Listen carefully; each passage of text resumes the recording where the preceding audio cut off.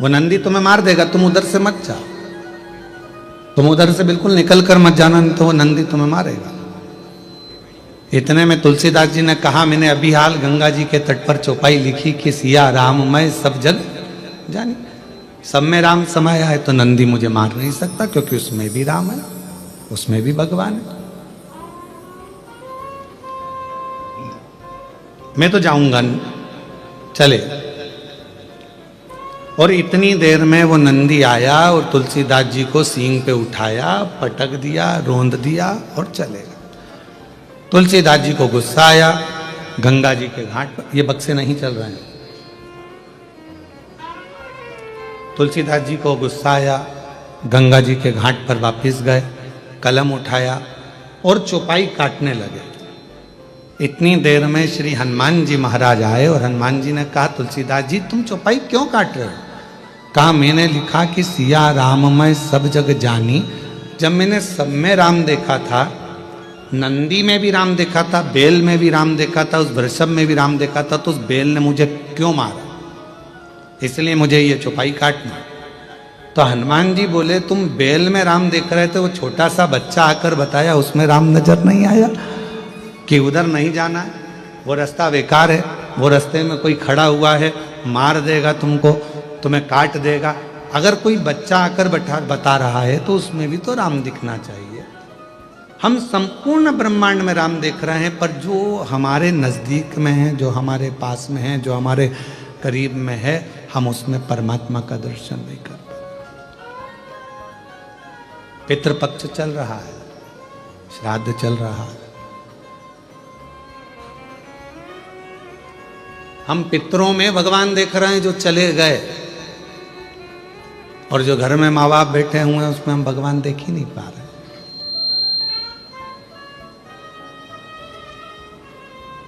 हम संपूर्ण जगत में परमात्मा को देख रहे हैं, पर अपने घर में जो लोग रह रहे हैं, अपने घर में जेठानी रह रही है, देवरानी रह रही है, देवर रह रहा है, जेठ रह रहा है, ससुर रह रहे हैं, सास रह रहे हैं, माता रह रही है, पिता रह रहे हैं, बहन रह रही है, भाई रह रहे हैं, जो हमारा कुटुंब रह रहा है, जो हमारा परिवार रह रहा है, वो सब परमात्मा का ही तो एक स्वरूप है। हम उसमें तो हमारे ईश्वर को देख ही नहीं पा रहे, हम परमात्मा को उसमें देख ही नहीं पा रहे। सब में हम भगवान को देखें, पर जो अपने करीब में है, अपने नजदीक में, हम उससे वंचित हैं, उसमें परमात्मा को देखने से वंचित हैं।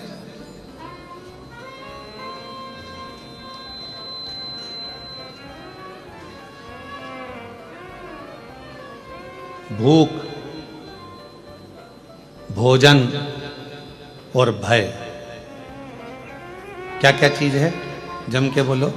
भूख, भोजन और भय, ये तीन चीजें हैं। और ये तीनों चीजें व्यक्ति के जीवन में कब समाप्त होती है? जब तक भगवान नहीं मिलता तब तक, परमात्मा नहीं मिलता तब तक। भगवान की कथा में आपका मन लग गया, भगवान के सत्संग में मन लग गया, भगवान के भजन में मन लग गया, शिव जी की आराधना में मन लग गया, तो फिर तुम्हारी भूख भी चली जाएगी। यही कि यही अपने कर्म के प्रति भी, तुम्हारा मन पढ़ाई में लग गया, तुम्हारा मन कार्य में लग गया, तुम्हारा मन अपनी नौकरी में, सर्विस में, व्यापार में, जो तुम लगनता से काम में लग गए, और तुम्हारा दिल यदि काम में लग गया, तो तुम्हें भूख नहीं लगेगी, भूख नहीं लगेगी। पत्नी भी फोन कर कर बोलेगी, 1:30 बज रही है, 2 बज रही है, टिफिन भेजा है, कब खाओगे, क्या हो गया, कब आओगे, बार बार वो फोन लगा रही है। पर उसको कौन समझाए कि जब व्यक्ति एक लगन से कर्म के प्रति जागृत हो जाता है, एक लगन से कर्म करने लगता है, परमात्मा की कथा सुन रहा हो, भजन कर रहा हो, कीर्तन कर रहा हो, या अपने कर्म को कर रहा हो, तो उसकी भूख अपने आप चली जाती है, अपने आप चली। फिर दूसरे नंबर पर बताया कि दूसरे नंबर पर जाता है भोजन। भोजन मतलब सामने भोजन रखा हुआ है, सामने बहुत अच्छे पकवान रखे हुए हैं, पर काम में इतने व्यस्त हो जाते हैं, अपने कर्म में इतने डूब जाते हैं, परमात्मा के नाम में इतने डूब जाते हैं कि रखा हुआ भोजन भी अच्छा नहीं लगता। जल्दी जाना है मुझे, अब भी आना भोजन नहीं। भूख चली गई, भोजन चले गया। और तीसरे नंबर पर है भय। और ये भय कहीं जाता है तो परमात्मा के करीब में जाता है। परमात्मा के नजदीक में पहुंचोगे, भय समाप्त हो जाएगा। कभी आप महसूस करिएगा, कृष्णेश्वर बाबा के मंदिर में 12 ज्योतिर्लिंग में से एक ज्योतिर्लिंग कृष्णेश्वर नाथ जी का जब दर्शन करने के लिए आप मंदिर के अंदर प्रवेश करो, जैसे ही मंदिर के अंदर आप प्रवेश करेंगे और शिखर की छांव में जाएंगे, अपने आप आपका भय समाप्त हो जाता है कि मैं भय से मुक्त। भय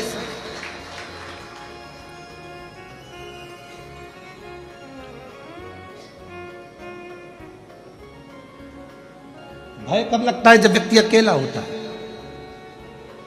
छोटे से बच्चे का हाथ पकड़कर चलो, पूरे मेले में घूमना।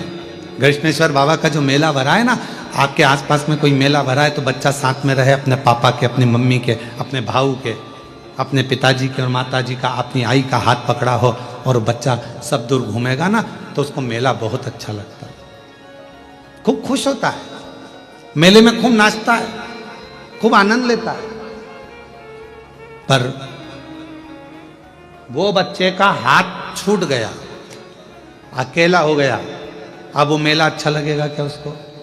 जम के बोलो जरा, नहीं लगेगा। कोई उसको गुब्बारा ला कर देगा, अच्छा लगेगा। कोई उसको टॉफी ला कर देगा, अच्छा लगेगा।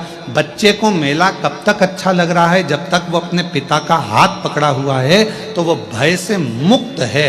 अब तो कोई भी उस बच्चे को मिलता है तो उसको भय लगता है, उसको डर लगता है। उसी तरह जब तक आप अपनी जिंदगी में एक बार अगर कृष्णेश्वर बाबा के दर्शन नहीं करे हो तो समझ लो आप भय में पड़े हुए हो, और जिस दिन कृष्णेश्वर बाबा के दर्शन कर लिए उस दिन भय से मुक्त हो गए हो।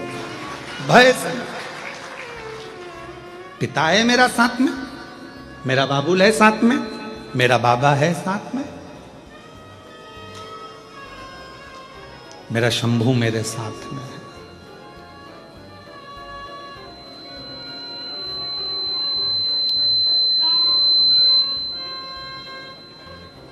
और जब मेरा बाबा, मेरा शंभू, मेरा त्रिकालदर्शी, मेरा कैलाशी अविनाशी साथ होता है तो फिर भय नहीं होता है, फिर भय नहीं होता।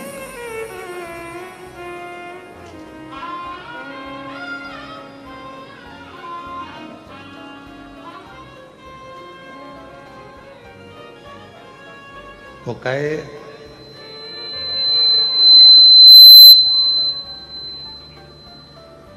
ओ बाबा रे तेरे बिना भी क्या जीना। थोड़ा प्रेशर कम करो, बाहर की आवाज गूंज रही है जिसके कारण वो सीटी मार रहा है ये पूरा हॉल की। ओ बाबा रे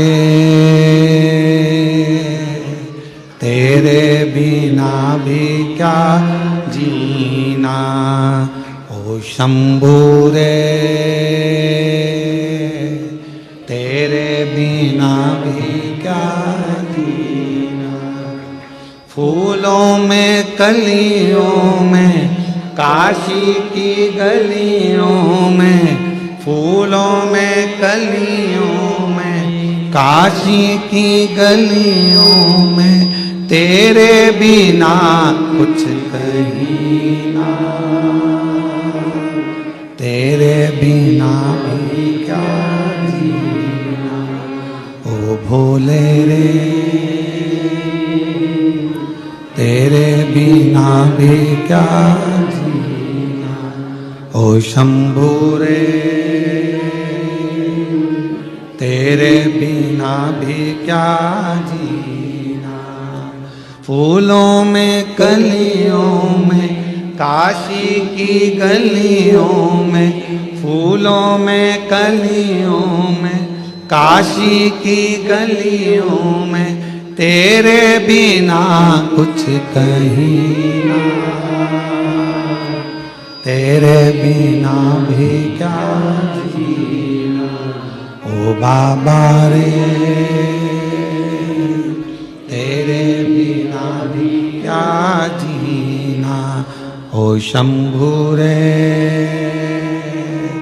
तेरे बिना भी क्या जीना। अकेले नहीं रहोगे जिस दिन शिव के करीब में आ गए, जिस दिन भगवान शंकर के पास आ गए, शिव के नजदीक आ गए, जिस दिन भगवान शंकर की शरणागति में आ गए। मिठास लाओ मिठास, गला पकड़ रहा है वापस। भगवान शिव के जिस दिन करीब में आ गए, भगवान शंकर के जिस दिन नजदीक आ गए, उस दिन अकेले नहीं रहोगे। भगवान के करीब में आने के बाद व्यक्ति अकेला नहीं रहता।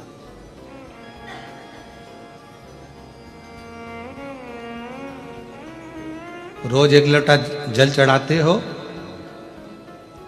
शिव के मंदिर जाते हो, शंकर की शरणागति में जाते हो, मंदिर में एक लोटा जल चढ़ाते हो, तो आप अकेले नहीं।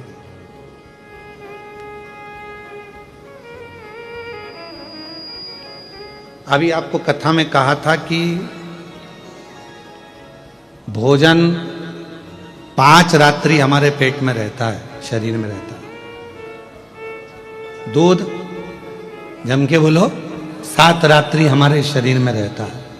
दही 20 रात्रि हमारे शरीर में रहता है। घी गाय का 1 महीना हमारे शरीर में रहता है।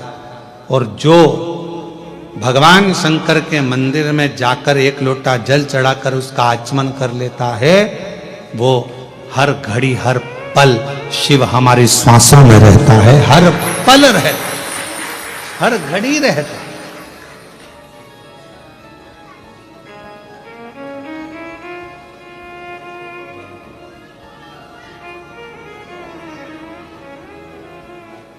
फूलों की कलियों में, काशी की गलियों में, फूलों की कलियों में, बेलूर की गलियों में, तेरे बिना कुछ जीना, तेरे बिना भी क्या जीना, ओ बाबा रे तेरे बिना भी क्या जीना। हम शिव के करीब में हैं तो शिव हमारे साथ हर पल हर घड़ी हर क्षण है। भूख, भोजन और भय शिव के नजदीक में आते से ही चला जाता है। भूख भी चली गई, लगन लग गई, भोजन भी चले गया, मन लग गया, और भय भी चले गए, भय भी चले।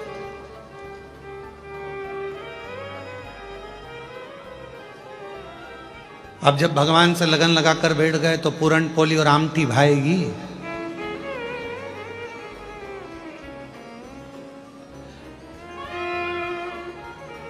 फिर तो आमठी और पूरन पोली भी मिर्ची का ठेसा ही नजर आएगी।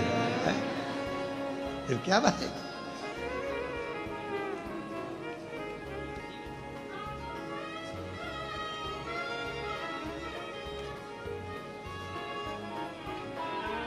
और एक बात और है, तुमचा मराठी भाषा चांगला आहे।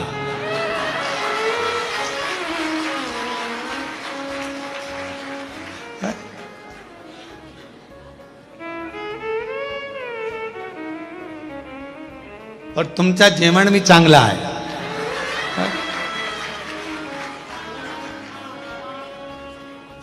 नारखेड़े जी या पाटिल जी, तुम लोग 1-1 महीना बांध लो हमको मराठी सिखाने के लिए। 1 महीना एक आओ, 1 महीना एक आओ, जहां हमारी कथा चले वहां रहकर 1 घंटा में मराठी सिखा।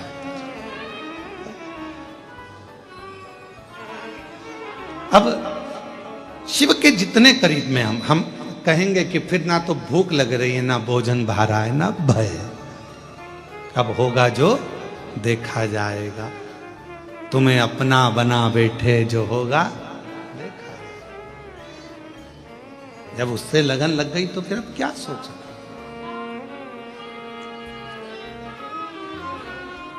और जब परमात्मा से लगन लगा कर बैठ जाते हैं, जब भगवान से लगन लगा कर बैठ जाते हैं, तो फिर कोई भय नहीं रहता। भय। एक फ्लाइट उड़ रही थी, जा रही थी, बच्ची उसमें खेल रही थी। पायलट ने सूचना दे दी, क्रैश होने वाली है। ये फ्लाइट क्रैश होने वाली है, ये सूचना मिली, सूचना मिली। और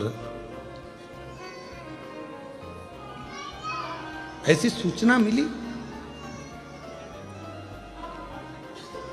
जब सूचना मिली कि ये फ्लाइट जा रही है और ये फ्लाइट क्रैश होने वाली है, एक छोटी सी बच्ची को भय नहीं था, बाकी के सबको भय था।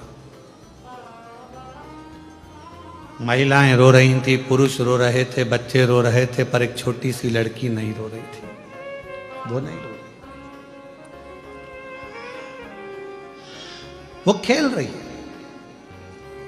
उस लड़की से किसी ने पूछा, तुम्हें मालूम है ये फ्लाइट क्रैश होने वाली है, सब मर जाएंगे, सब के प्राण छूट जाएंगे, तुम्हें मालूम है? लड़की कहने लगी, मैं जानती हूं कोई फ्लाइट मिलाइट क्रैश नहीं होगी। उस लड़की से पूछा, तुम्हें कैसे मालूम? अरे अंकल, जो फ्लाइट उड़ा रहा है ना, वो पायलट मेरे पापा हैं। और मेरे पापा को मालूम है, मेरे पिताजी को मालूम है कि मैं इस फ्लाइट के अंदर बैठी हूं।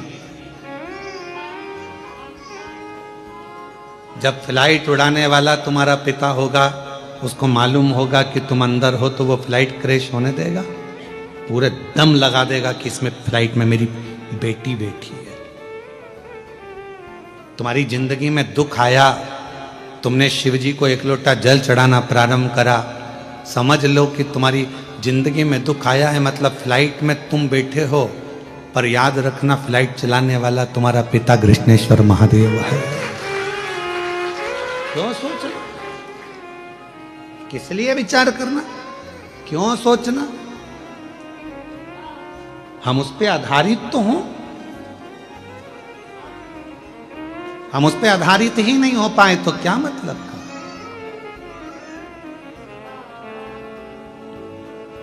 नारखेड़े जी, यहाँ डॉक्टर साहब बैठे, नांदेड़ वाले, कथा करवाई इन्होंने नांदेड़ में, तो इतना वहां पर पानी आ गया 2 दिन कथा के बाद में, इतना पानी कि जहां कथा थी वहां घुटना घुटना में पिल्ली पिल्ली पानी हो गया। अब कथा इनके घर से ऑनलाइन हुई ना, डॉक्टर साहब बोलते रहे, गुरुजी कथा पंडाल में होगी कि नहीं होगी? हमने कहा सब बाबा पर छोड़ दो, तुम ऑनलाइन कथा चलने दो। 2 दिन ऑनलाइन कथा चली, तीसरे दिन स्वयं प्रशासन ने कह दिया कि जगह पूरी खाली हो चुकी है, आराम से कथा करिए, शिव को कथा कराना थी और कथा पूरी। हम जब तक ये सोचते हैं, हम जब तक ये विचार करते हैं कि घर में चला रहा हूं, कथा में करा रहा हूं, परिवार में संभाल रहा हूं, ये सब कुछ मेरा है, तब तक हम भय में जिंदगी जीते हैं। और जिस दिन हमने सोच लिया कि सब कुछ भोलेनाथ का, सब कुछ भोलेनाथ का, फिर भय नहीं रहता, फिर भय नहीं रहता। बेटा किसका? शिव जी का। तुम अपना क्यों मान रहे हो? संकल्प छोड़कर कह दो कि ये मेरा बेटा नहीं, ये तो स्वयं जगत गुरु शंकराचार्य जी का एक प्रसंग आता है।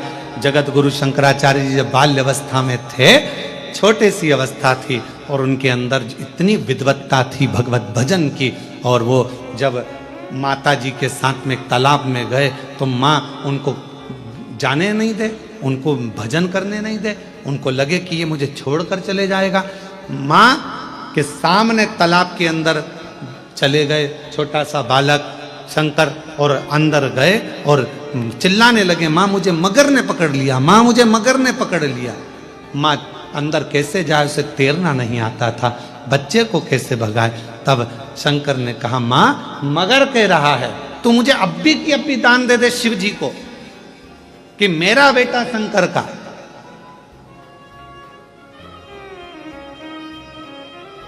तो बच जाऊंगा। शिव को दान दिया, शंकर का हो गया।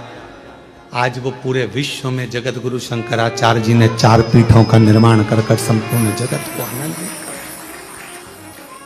हम सोच कर बैठे हैं ये घर मेरा है, ये जमीन मेरी है, जायदाद मेरी है, परिवार मेरा है, कुटुंब मेरा है, बेटे मेरी, बहू मेरी, पोता मेरा, पोती मेरी, नाती मेरे, पंती मेरे, सब मेरे अपने हैं। ये बेटी मेरी है, दामाद मेरे हैं, ये मेरा है, वो मेरा है। ये सारा भ्रम छोड़ दो। तुम्हें लग रहा है कि अब मेरे से कुछ भी नहीं सद रहा, तब हाथ में जल लेकर कह दो अब शंकर ये तेरा बेटा है, ये तेरी बेटी है, ये तेरी पुत्री है, ये तेरा पुत्र है, अब तुझे संभालना है, अब मेरा नहीं है। अगर वो संसार सागर में, जैसे मार्कंडेय बाबा के लिए वर्णन किया गया कि मार्कंडेय जी की तो उम्र थोड़ी सी थी और मार्कंडू जी ने कह दिया कि मार्कंडेय को शिव की भक्ति में लगा दो, उसके भरोसे छोड़ दो, उसके आश्रित छोड़ दो। जब उसकी औलाद हो जाएगी, उसकी संतान हो जाएगी तो वो संभालेगा। आखिरी में हुआ क्या, मार्कंडेय जी को उम्र प्राप्त हो गई, ऐसी उम्र की वो प्राण ना छूटे।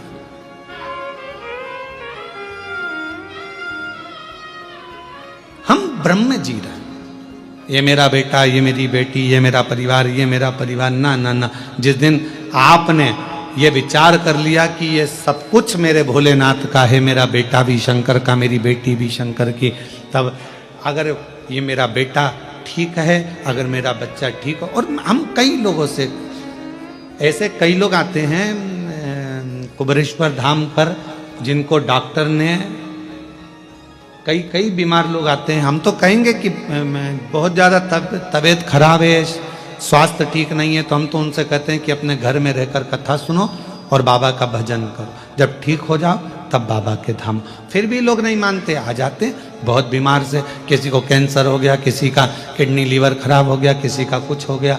कई लोग मिलते भी हैं तो हम उनसे कहते हैं कि आप क्या हो गया, तो कहा गुरुजी ये कैंसर जैसी बीमारी हो गई और डॉक्टर ने 4th स्टेज का बोला है, अब जाने का समय आ गया। हमने कहा कि आप किसके पुत्र हो, तो वो कहते हैं हमारे पिताजी का नाम ये है। फिर हमने पूछा तुम्हारे दादाजी का नाम क्या है, तो हमारे दादाजी का नाम ये है। तब हमको कहने में आ जाता है इतनी बड़ी बीमारी हो गई, तो ईमानदारी से बताओ, दादाजी का नाम तुम्हें लेने से पहले, पिताजी का नाम लेने से पहले कोई तुमसे पूछे इतनी बड़ी बीमारी में कि तुम औलाद किसकी हो, तो तुम्हें छाती ठोक कर कहना चाहिए इस बीमारी में कोई साथ नहीं देता, मैं शिव का हूं, शंकर का पुत्र हूं मैं, शिव की औलाद हूं मैं। कृष्णेश्वर नाथ, महाकाल बाबा, कुबेर भंडारी मेरे पिता हैं, मैं उनकी औलाद हूं। और जिस दिन बड़ी बीमारी में भी तुम्हारे मुख से यह निकलना चालू हो जाए कि वो शंकर मेरे पिता हैं, तो फिर पिता तुम्हारा इलाज अच्छा करा देगा, 4th स्टेज में भी तुमको ठीक करा कर घर में बिठा देगा। वो शंकर।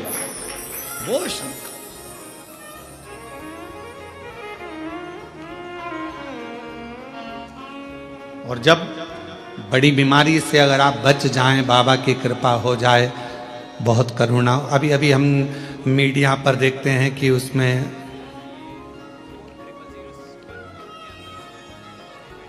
कई लोग बता रहे हैं कि 2026 से 2029 तक बड़ा भारी रहेगा, इतने लोग निपट जाएंगे, इतने लोग सुलझ जाएंगे।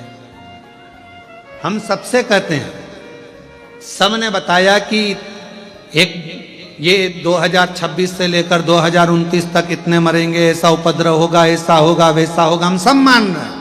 हम सारी पुराणों के भी मान रहे हैं कि बोल दिया उन्होंने, लिख दिया उन्होंने कि ये चीज होगी।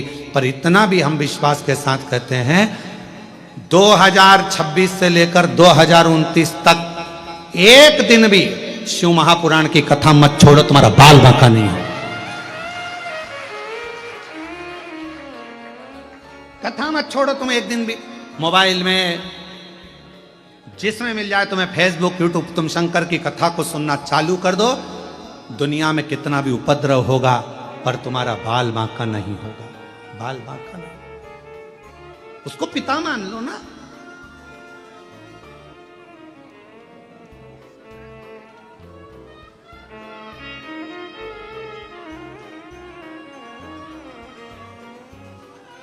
उसको अपना पिता मानो।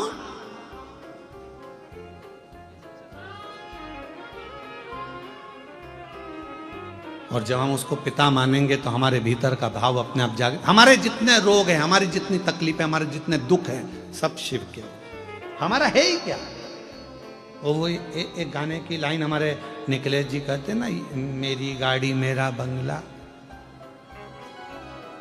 क्या है? मेरी गाड़ी मेरा बंगला, मेरा पैसा सब तेरा, सब कुछ तेरा भोलेनाथ, मेरा तो कुछ भी नहीं, सब कुछ तेरा भोलेनाथ, मेरा तो कुछ भी नहीं।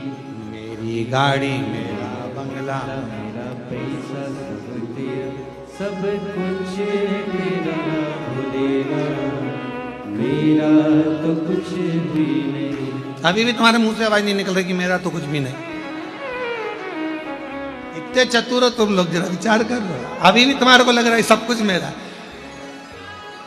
तो तुम्हें बोलना चाहिए सब कुछ तेरा भोलेनाथ, मेरा तो कुछ भी नहीं, सब कुछ तेरा भोलेनाथ, मेरा तो कुछ भी नहीं। क्यों बाहर वालों, ठीक हो?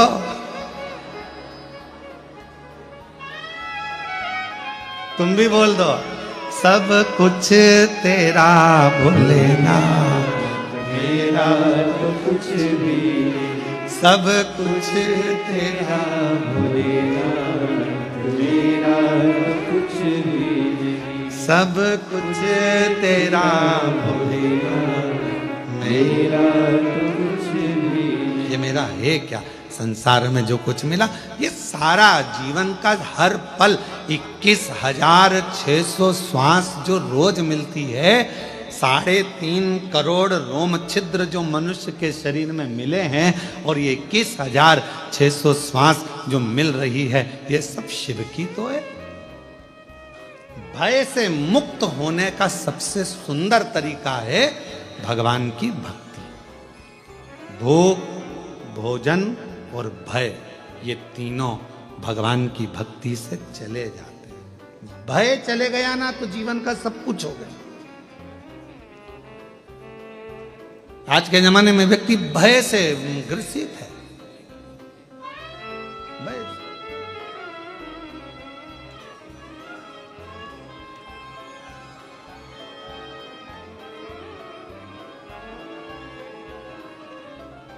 एक बहुत बड़ा ऑफिसर इनकम टैक्स वाला, जीएसटी का, और तुम्हारी दुकान पर आ जाए और आते से ही बोले लाओ जरा फाइल दिखाओ, उतने में तो चक्कर खा के नीचे गिर जाओ। जरा विचार करना, यहीं पृथ्वी का व्यक्ति, पृथ्वी पर जन्मा हुआ व्यक्ति, एक ऑफिसर तुम्हारे यहां आकर खड़ा हो जाता है और कह दे लाओ फाइल दिखाओ, तो तुम्हारे पसीने टपकना प्रारंभ हो जाते हैं। बोलो सही है कि गलत है? पसीना बहने लगता है इंसान को देखकर।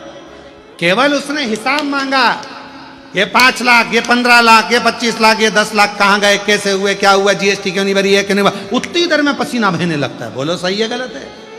यहीं का व्यक्ति मनुष्य से हिसाब मांग रहा है तो पसीना बह रहा है।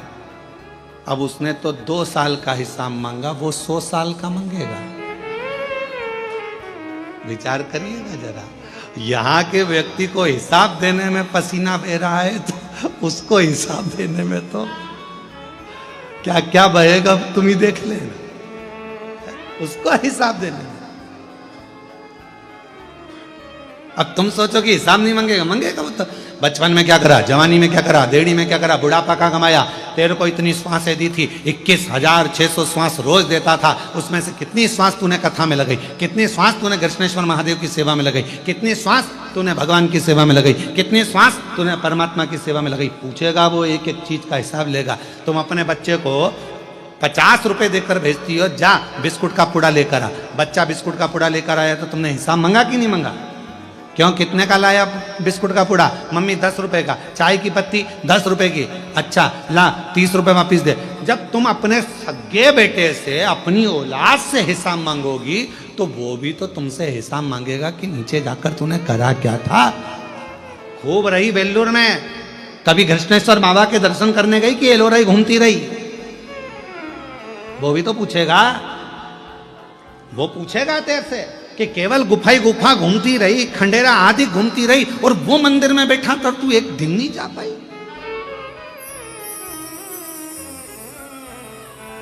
और वो हिसाब मांगता है ना, तो ऐसे ही नहीं मांगता, सामने बिठाकर, पहले हमारे टीचर हमारे को सामने बिठाते, फिर उनसे पूछते, और पूछते पूछते अगर थोड़ी भी गड़बड़ी हो जाती तो मुर्गा बना देते। अब यहाँ तो टीचर अपने को ऐसे मुर्गा बनाते थे, वो तो सही में बना देता है, क्योंकि टीचरों का भी टीचर है।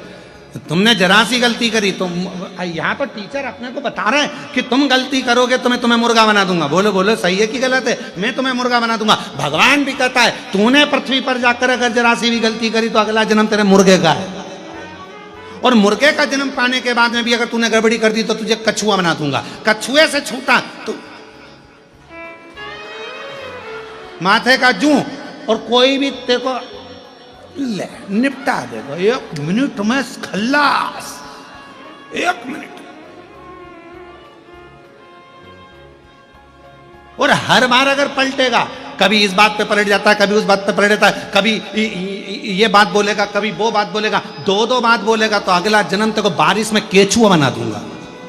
केचुए के 2 मुंह होते हैं, बोलो सही है कि गलत है? वो गिंडोला केचुआ क्या बोलते हैं तुम्हारे? वो छोटा सा होता, काला काला सा, बाथरूम में आ जाता है, सांप जैसा। गिंडोला केचुआ छोटा सा।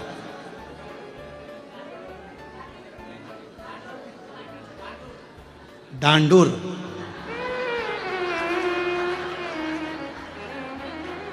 समझ गया हो? अगली कथा में केचुआ नहीं बोलूंगा, डांडूर ही बोलूंगा। महाराष्ट्र में आऊंगा तो ध्यान रहे। अब तो इतना सा 2 मुंह का बना दिया, इधर भी चले, इधर भी चले, इधर भी चले, इधर भी चले। तुम 2 मुंह बात करोगे तो 2 मुंह का बनाए।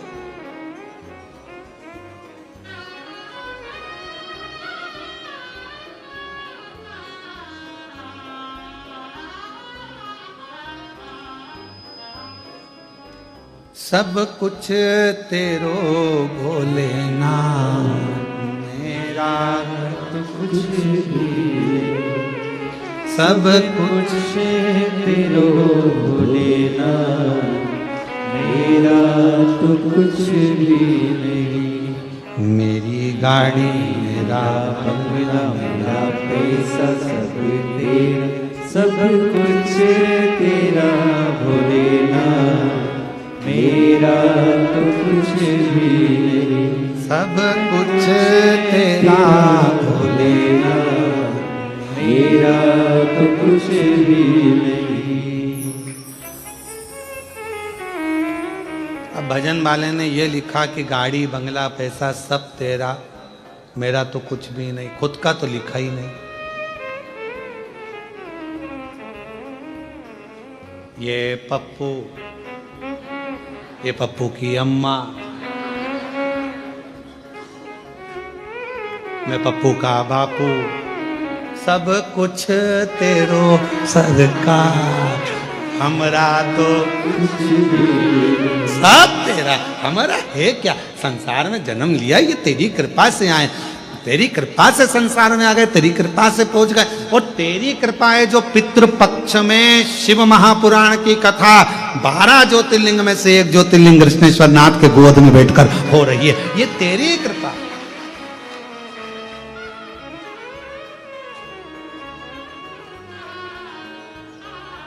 वो जिनकी होटल में कथा हो रही है ना, उनको भी अपनी नजर उतरवा लेना चाहिए। कहाँ है? अच्छा आप ही हैं क्या? साधु था आपको, अभी तक शादी हुई होगी।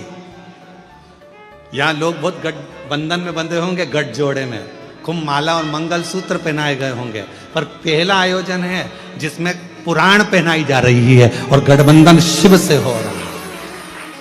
शिव से साधुता है आपको, बाबा की कृपा है।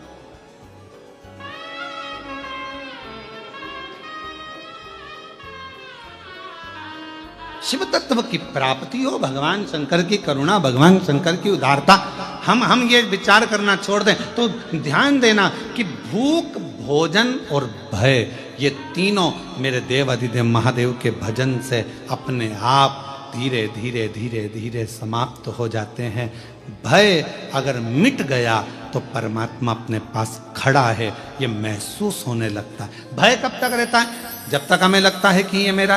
भय कब तक लगता है? जब तक लगता है कि ये फैक्ट्री मेरी है, दुकान मेरी है, घर मेरा, परिवार मेरा, कुटुंब मेरा, कबीला मेरा, तब तक लगता है। पर जब तुम्हारे मन से भय चले जाता है कि अब जो भी होगा वो भगवान देखेंगे, जो लिखा होगा किस्मत में वो होगा, जो परमात्मा चाहेगा वो होगा, फिर परमात्मा उसको देखेंगे, फिर भय चले गए। महाराज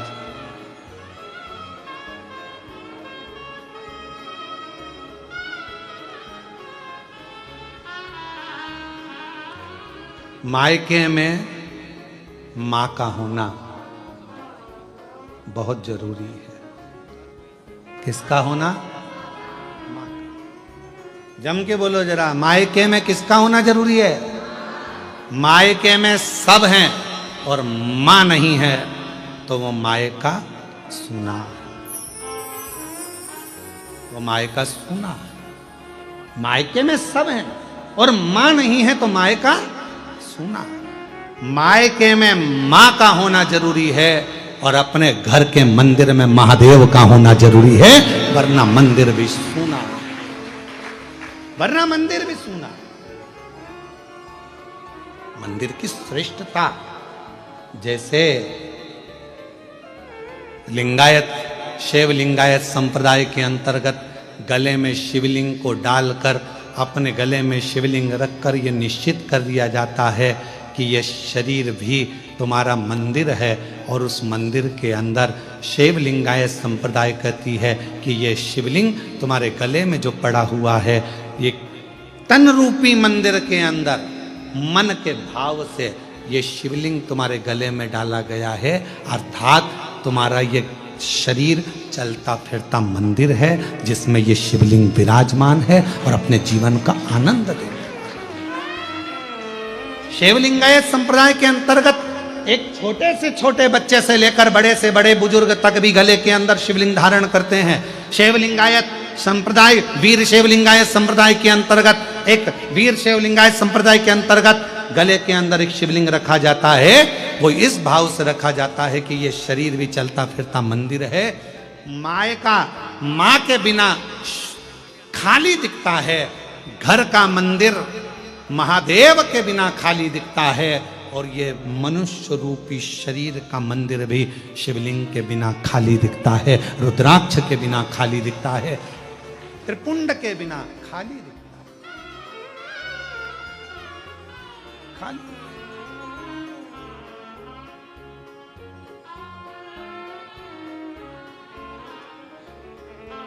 इसलिए शिव को मूल बनाया, शिव को केंद्र बनाया। भगवान शंकर को केंद्र बिंदु बनाया गया। शिव महापुराण की कथा कहती है। तो मैंने वीडियो बंद कर दी है, अब इस आप लोगों को आवाज़ सुनाई नहीं देगी। तो जो जो सब्सक्राइब करेगा ना उसके फ़ोन में आवाज़ आने लग जाएगी। अगर आपके फ़ोन में भी आवाज़ नहीं आ रही तो सब्सक्राइब कर दो, देखो आवाज़ अपने आप चालू हो जाएगी। आप जैसे ही सब्सक्राइब करोगे आवाज़ अपने आप आने लगेगी। देखो बहुत से लोगों के फ़ोन में आवाज़ आ रही है, आपके फ़ोन में अगर अभी तक आवाज़ नहीं आ रही तो आपने सब्सक्राइब नहीं किया, सब्सक्राइब कर दो, सब्सक्राइब करो करो करो। कथा श्रवण करने के लिए गई, कथा सुन,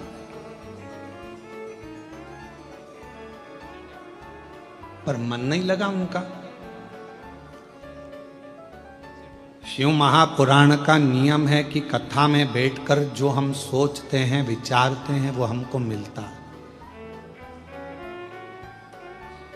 आप चाहे बाहर बैठे हो चाहे अंदर बैठे हो, जितनी दूर तक ये शिव महापुराण की कथा की गर्जना होती है उतनी दूर तक कहीं पर भी बैठकर आप भगवान से जो मांगते हो वो मिलता है। गर्जना का मतलब मालूम है आपको? शेर, ढाड़ा, उसकी आवाज जितनी दूर तक जाती है वहां तक जितने भी जीव जंतु हैं वो सब भाग जाते हैं। बोलो भागते कि नहीं भागते? भय लगता है तुम्हारे यहाँ पर इधर महाराष्ट्र में बंदर आते हैं कि नहीं आते हमको नहीं मालूम, पर बड़ा बंदर, एक बड़ा सा बंदर आके जो हूप भरता है तो छोटे छोटे बंदर सब भागने लगते। सिंह ने गर्जना करी, शेर ने गर्जना करी तो जितने जीव थे सब भागे। शिव महापुराण की कथा जिस जगह पर होती है, शिव महापुराण की कथा जिस भूमि। अगर आप लोगों को वीडियो अच्छी लगी तो यार सब्सक्राइब कर देना, और ऐसी वीडियो देखने के लिए सब्सक्राइब एक और बार कर दो यार, क्योंकि सब्सक्राइब करोगे तो हमारी सबसे पहले वीडियो आपके पास आएगी। तो सब्सक्राइब